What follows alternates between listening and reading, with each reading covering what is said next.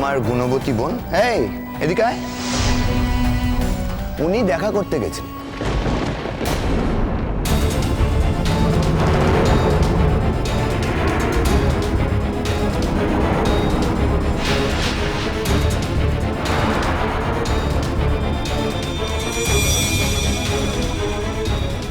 অবশ্য আমি জানি না উনি আদৌ দেখা করতে গেছিলেন কিনা, কারণ বাড়িতে তো উনি বলে গেছিলেন যে উনি নাকি ওনার বন্ধুর বার্থডে পার্টিতে যাচ্ছেন এবং ওখানেই রাতে থাকবেন।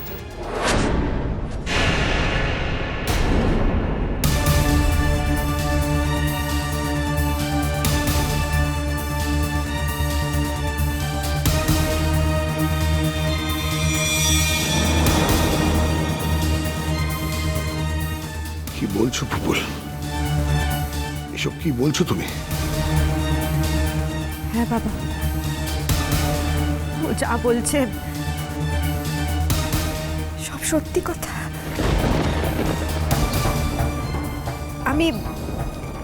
আমি বেশ কয়েকদিন ধরেই ব্যাপারটা সন্দেহ করছিলাম, কিন্তু আমি ঠিক কিনা সেটা বুঝতে পারছিলাম না। তাই আর যখন টিয়া বেরোচ্ছিল তখন ও কোথায় যাচ্ছে সেটা দেখার জন্যই আমি আপনার ছেলেকে নিয়ে বেরিয়েছিলাম বাবা, কিন্তু সত্যি কথাটা তো তখন বলতে পারিনি।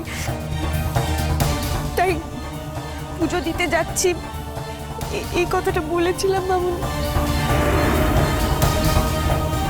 ক্ষমা করে দিও মামুনি, আমি তোমাকে তখন সত্যি কথা বলতে পারি।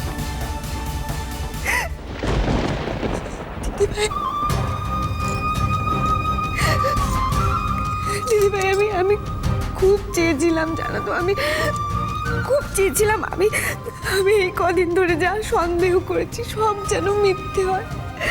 আমি বারবার ঠাকুরকে ডেকেছি যে সব যেন, আমি যা ভাবছি সব যেন মিথ্যে হয়, কিন্তু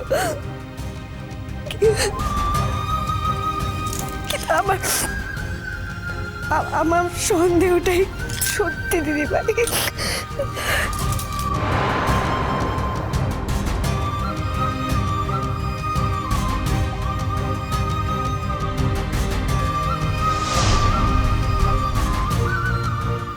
আমি কিছুই বুঝতে পারছি না, কিন্তু সৌরভ কোন হোটেলে রুম বুক করেছিল, সেখানে জিয়া গিয়েছিল, কিছু মাথায় ঢুকছে না আমার।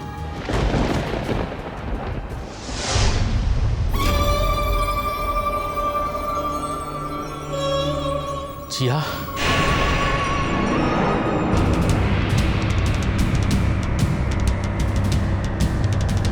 কিরে উত্তর দিয়ে কেন করলি এরকম? কেন করেছো? জবাব দাও। বলো কেন করেছো? কেন করেছো দিদির সঙ্গে এরকম? উত্তর দাও। চুপ করেছে কোনো? উত্তর দাও, উত্তর দাও। তোমার মতো মেয়ের বেঁচে থাকার কোনো অধিকার নেই। তোমার মতো মেয়েকে গলা কেটে নদীতে ভাসিয়ে দিলে তবে আমার শান্তি। উত্তর দাও, কেন করেছো দিদির সঙ্গে এরকম? বলো। আরে কি করছোটা কি তুমি? আরে মেয়েটাকে মেরে ফেলবে নাকি? ও মেরে ফেলবে তুমি মেয়েটাকে? এক মিনিট, আজকে আমার আর আমার মেয়ের মাঝখানে কেউ আসবে না, তাহলে একটা খুনোখুনি হয়ে যাবে। চুপ করে আছিস কেন? বল কেন করলি? বল নিজে দিদির সঙ্গে কেন করলি এরকম? উত্তর দে, বল বল, উত্তর দে, উত্তর দে, কেন করলি বল। আমাকে আটকাস না সাজি, এরকম মেয়ের বেঁচে থাকার কোনো অধিকার নেই। ও মরে গেলেই আমাদের শান্তি, মরে গেলেই আমাদের সম্মান। উত্তর দে।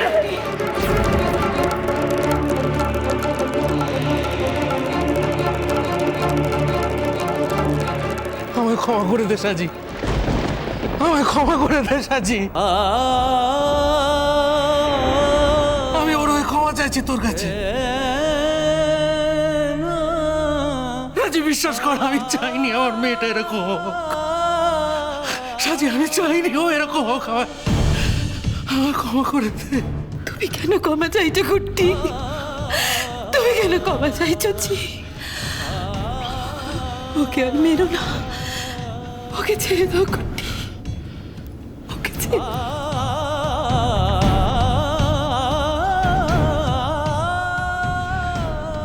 জিয়া, তুই ঘরে যা।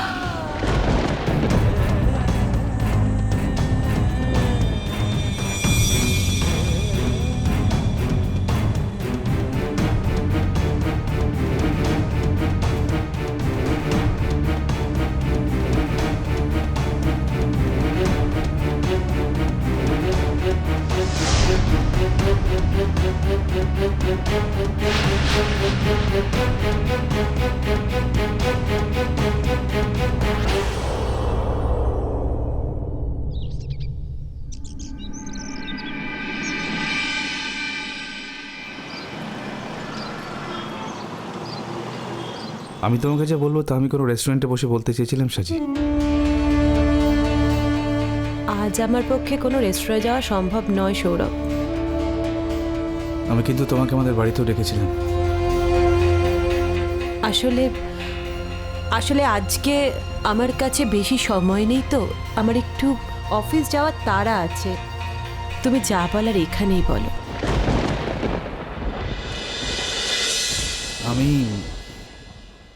আমি এক্সপেক্ট করেছিলাম তুমি নিজের থেকে আমাকে একটা ফোন করবে। কেন? এই এক্সপেকটেশনের কারণ? সাজি, এর থেকে বরং তুমি আমার শাসন করো, গালাগাল দাও, চারটে খারাপ খারাপ কথা বলো। কেন? প্লিজ প্লিজ, এরকম কোল্ড হয়ে দেখো না। আমি যেটা বলছি সবটাকে শোনো, ফর গডস সেক। তুমি কালকে যেটা ঘটেছে সেটাকে বিশ্বাস করছো? বিশ্বাস? আমার বিশ্বাস অবিশ্বাসে কি এসে যায় সৌরভ? এসে যায় সাজি, তোমার বিশ্বাস অবিশ্বাসে আমার পৃথিবীটা এক লহমায় বদলে যেতে পারে। ঠিক কি বলতে ডেকেছো বলো তো সৌরভ? কালকের ঘটনায় তোমার কোনো দোষ ছিল না, তাই তো? এই কথাটা আমায় মুখ ফুটে বলতে হবে না সৌরভ, আমি মেনে নিয়েছি। তাতেও তোমাকে সবটা আগে শুনতে হবে। আজ বললাম যে আজ আমি একটু ব্যস্ত আছি। সাজি, আর কদিন পরে আমাদের বিয়ে, তুমি এখন এটা আমার সাথে করতে পারো না। তোমাকে সবটা শুনতে হবে। আমি ওই মেয়েটিকে অনেকবার বুঝিয়েছি। আমি যখন জানি না, তখন আজ আবার নতুন করে জানতে যাব কেন সৌরভ?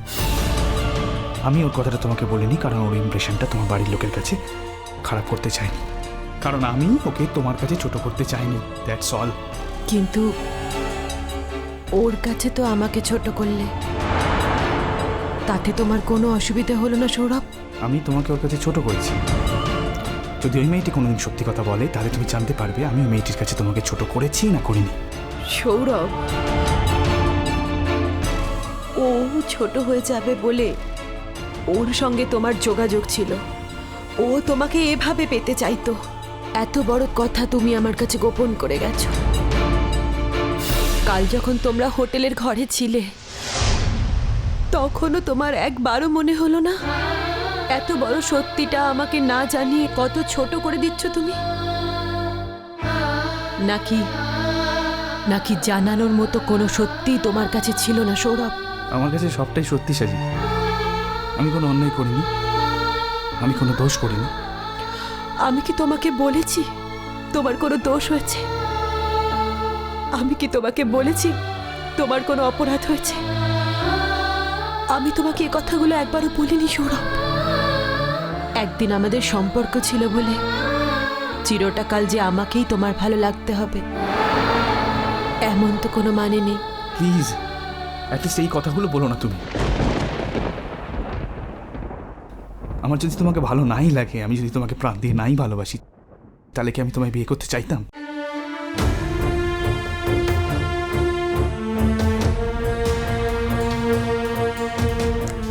বিয়ে মানুষ অনেক কারণে করতে চায় সৌরভ। তুমি বিয়ে করতে চাইতেই পারো, আমার চাপে, আমার পরিবারের চাপে। তার সঙ্গে কাল যা ঘটেছে তার তো কোনো সম্পর্ক নেই সৌরভ। সাজি, তুমি যদি এখন আমাকে ভুল বোঝো, আমার পায়ের তলা থেকে কিন্তু মাটি সরে যাবে। সব সত্যি কথা তোমাকে বলবো বলে আজকে এখানে ডেকে পাঠিয়েছি।